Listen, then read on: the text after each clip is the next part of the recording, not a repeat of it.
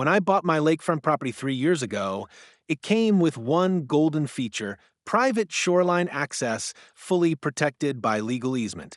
I built a sturdy cedar fence along the boundary to keep out wandering tourists and protect my family's peace. Everything was fine until she moved in next door. Karen, the self appointed enforcer of a nearby HOA I wasn't even part of, it started with notes on my gate: "This fence violates lake access rights." Then came the knocks. Karen insisted my fence was blocking community enjoyment of her vision for shared beach path, even though my land was fully deeded and not under HOA jurisdiction. I told her firmly, "This is private property. Stay off it." But she didn't listen.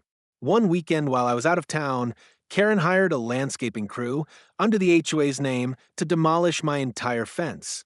Cameras caught the whole thing: workers pulling out posts, tossing boards into the lake, and Karen standing there giving orders like she owned the place.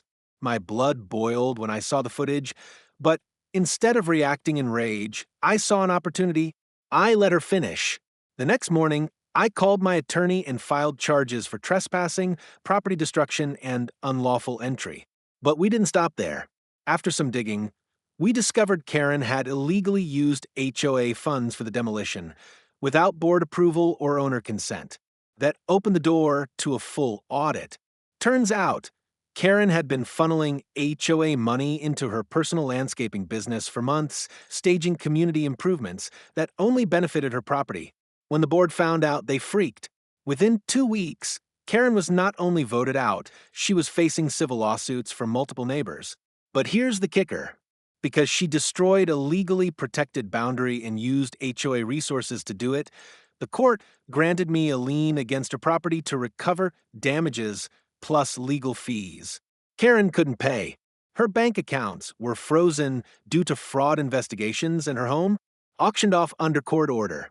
I bought it through a shell bidder.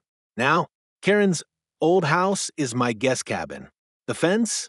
Rebuilt, twice as tall, with security cameras and motion lights.